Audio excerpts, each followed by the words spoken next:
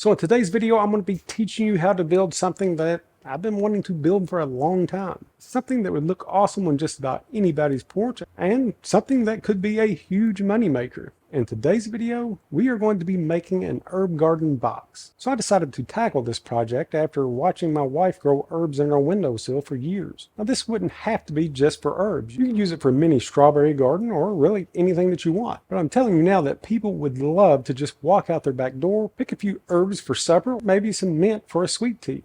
Or for you guys and gals from the north, maybe just tea. Regardless of where you're from, this is an awesome project that people will love. Are you ready to learn how to make one? Let's dive into it. So you may be asking, who would want an herb garden box? Well, the answer to that is anyone that cooks or enjoys fresh herbs from the garden. And as always, I'm about to teach you every single step on how to build this thing. But if you are a plans in the hand type of person and you would like the full build plans, head over to my website. I'll throw a link in the description. So to start off with for our frame, let's go ahead and rip down some material into 1.5 inch by 1.5 inch strips. Now you can use 2x4s for this, or you can use a 2x6. Personally, I think the best bang for your buck is a 2x6. Once you have a couple of these 1.5 inch by 1.5 inch boards ripped down, now let's go ahead and set our saw up to rip 1 inch strips. Now that we have that, let's head over to the miter saw and cut these to length. So let's start off by cutting our legs out of the 1.5 by 1.5 boards. We're going to be needing 4 of these that are 32 inches long. Then while we're here, let's go ahead and cut our leg braces using the same material. We're going to be needing 2 of these that are 20 inches long.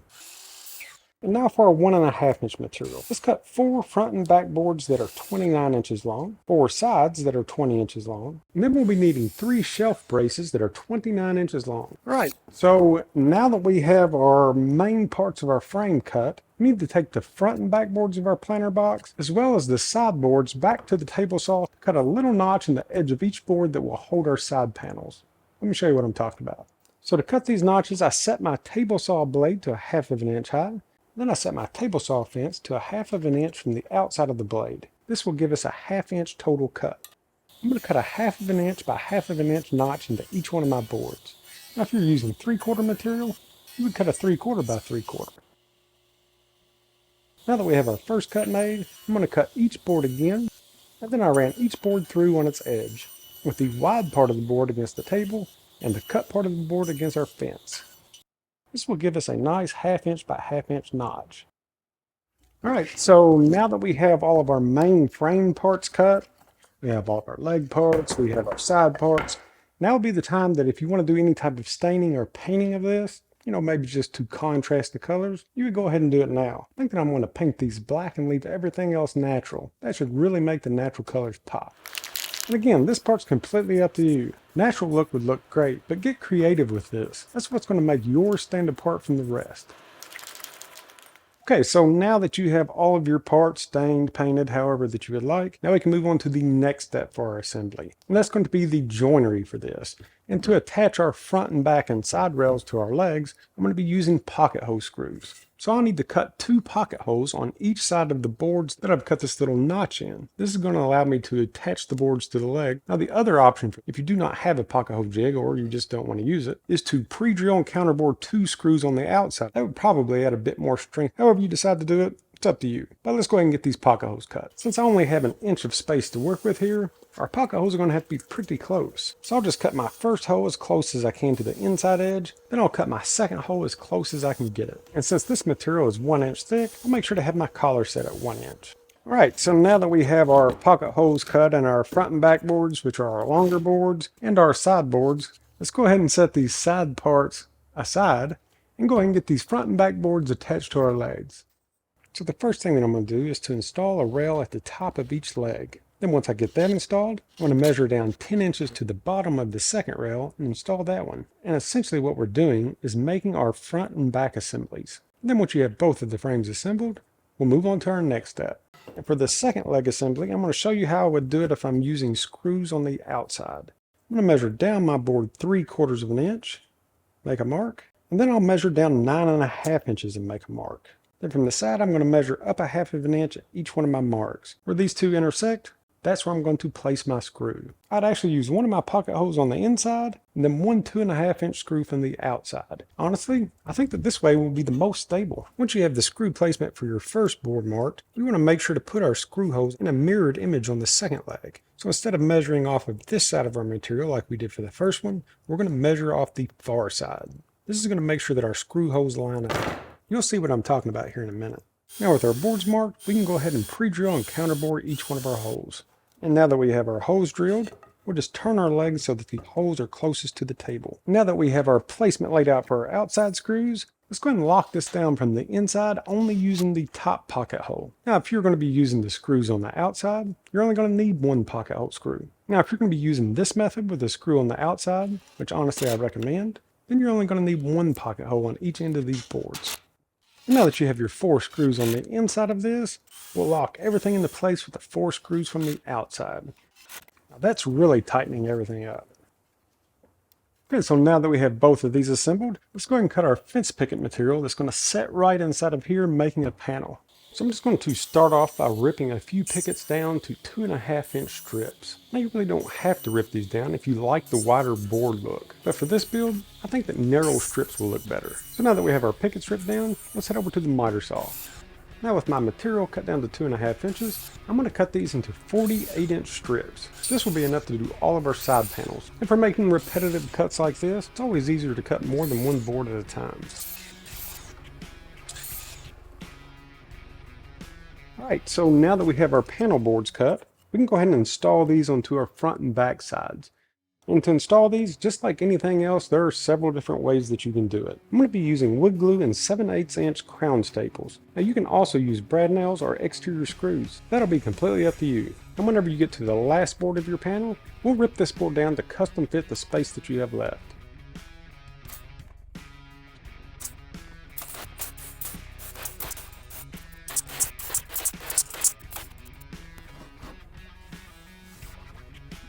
And these sideboards install super quick this way. And once you have your first one done, we'll just repeat this for the second one, and then we're ready to move on to assembling the rest of this main frame.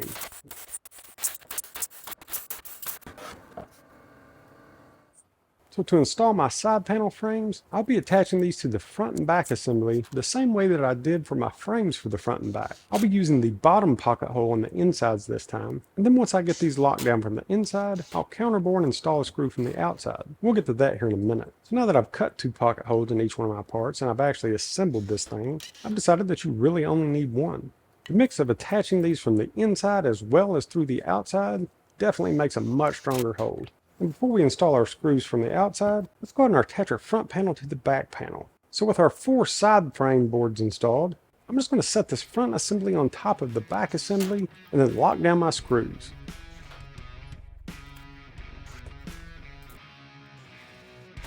Okay, so now that we have those installed, I'm going to go ahead and put our screws in from the outside. The only difference in these screws versus the screws that we already have in is that this time I'm going to put my screws in at 1/2 inch down and 9 1/4. This is going to keep our 2 screws from hitting each other on the inside of our board. So I'm going to measure down and mark 1/2 inch and 9 1/4 inch. Now with those marked, I'll measure in 1/2 inch from the side, and now I have my screw placement. And just like we did for the other sides, I'm pre-drilling and counterboring each one of my screw holes.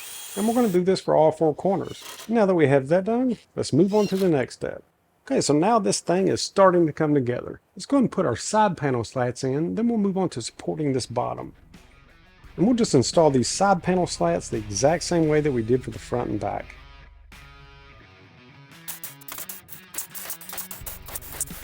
It's looking good. Okay, so now we need to install some bottom slats into this. So this big planter is designed to have landscaping fabric that lines the bottom of this.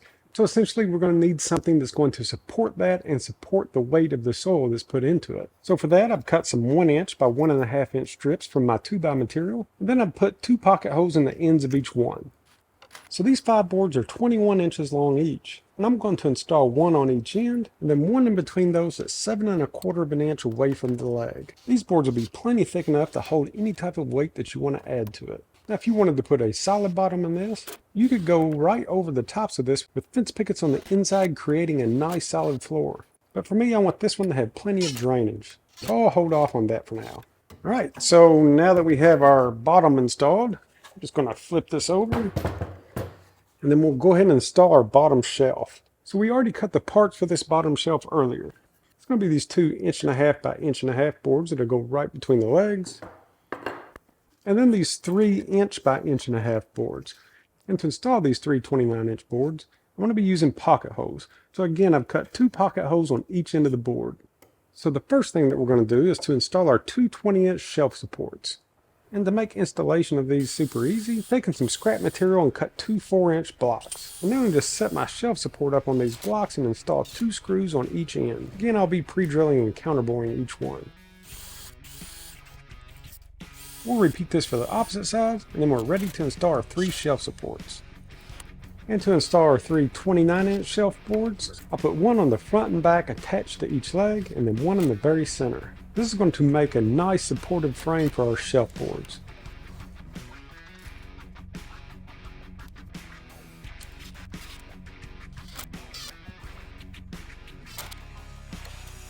So for our shelf slats, I've taken 9 boards that are 23 inches long and cut out 1.5 inches wide out of the same material that we used earlier. The only other thing that I've done to these boards is just sanded over each one of the edges. This gives it a nice finished look. But now that I have these cut, I'm going to go ahead and pre-drill, countersink each board so that they're ready to be installed with some screws. So each one of these boards will have 3 screws. I want one in each end and one in the very center. So for my ends, I'm going to mark in 3/4 inch, then in 1.25 inches. This is going to put us right in the center of the board. And then for my middle screw placement, I'm going to measure over 12.5 inches, and again 1.25 inches from the edge. This puts me in the center of my board. I'm just going to pre-drill these 3 markings, and then whenever I'm done, I'm going to use this first one as a template for the rest. This is going to keep us from having to measure and mark each one.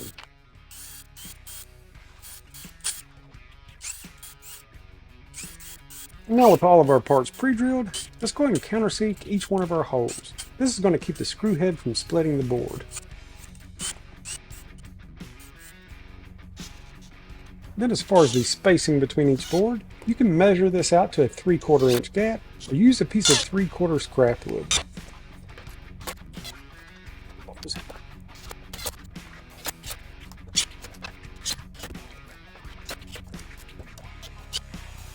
Alright, so this thing is looking good. So with these shelf boards installed, the only thing that we have left to do is to make our grid pattern on the inside of this thing. Let's go and get started on that. Okay, so now we need to put this grid in. Now, I've designed this one so that it has 6 different sections. You can put in as many as you want, or don't put in any at all. Let's say that you're going to use this as a strawberry bed. Well, you really wouldn't need any grids. But if you wanted to separate out your different herbs, definitely throw some grids in there. Okay, so to grid this off, I'm really only needing this to be exposed at the top. The rest of this is going to be filled with soil underneath. So I'm going to be using the same size fence picket material, which is 2.5 inches wide. And I went ahead and cut down my parts for this grid. So you'll be needing 2 boards that are 30 inches long, and then 4 boards that are 10 inches long. It's going to have a pocket hole 3/4 inch down from the top edge. And we're only going to be needing 1 pocket hole per board. And then for your 30-inch boards, go ahead and measure 3/4 inch down on each side and put 1 pocket hole at the top of each one of those. You'll see how all of this is going to come into play here in a minute. But before we install this into our box, let's go ahead and put these things together. So let's start off with our 30-inch board and our 2 pocket holes at the top of each board. And I'm just going to stand these on their edge, then measure over 10 inches from each end and make a mark. These marks will be where our 10-inch boards will connect. So these are going to be made up into 2 sections. Each section will have a 30-inch board and 2 10-inch boards. We want to make sure to keep our pocket hole at the top facing out. Then we'll just add a little wood glue and connect our 10-inch board to our 30-inch boards at each one of our marks. And whenever we get done putting these together, just repeat this for our second set. Now with both sections of our divider assembled, we're going to attach the 2 sections together. And for this you can use crown staple screws or brad nails. Okay, so now that we have our little divider made up, let's go ahead and get this installed. And this is where our pocket holes are going to come in. We'll install 1 screw in each one of our pocket holes, locking everything into the sides. Now do not use wood glue for this in case you wanted to take this grid out. Let's say that you want to change the soil out. Okay, so check this out. We had made a super awesome little herb garden just using construction grade material and fence pickets. So what else would you do to this to kind of make it more custom or to shake things up a bit? So if you have access to a laser machine, this would be a perfect project for that. Or even if you don't, you could use stencils. But let's say that you wanted to put a little saying about herbs, or I don't even know if there is any sayings about herbs, but I'm sure you can come up with something. But after you assemble this front and back panel, you could go ahead and burn a design into the ends of these things. That would be super customized and people would love it. So basically what I'm saying is get creative with this. Think of some different ideas. Think of some different designs. That's all that I know is that people will love something like this. And these things will sell. Now you just saw how easy that it was to put this thing together. So you know what you have to do. Get up, get out, and get your build on. Till next time, we'll see you. Imagine taking a pile of wood and turning it into something amazing. Now, imagine doing that without years of frustration. You do not need a fancy workshop, expensive tools, or years of experience. With Woodworking Kickstart, you'll build confidence and real skills in no time. So you can spend years making mistakes and learning the hard way like I did, or you can start building with confidence today. So join me in Woodworking Kickstart and let's get your journey started.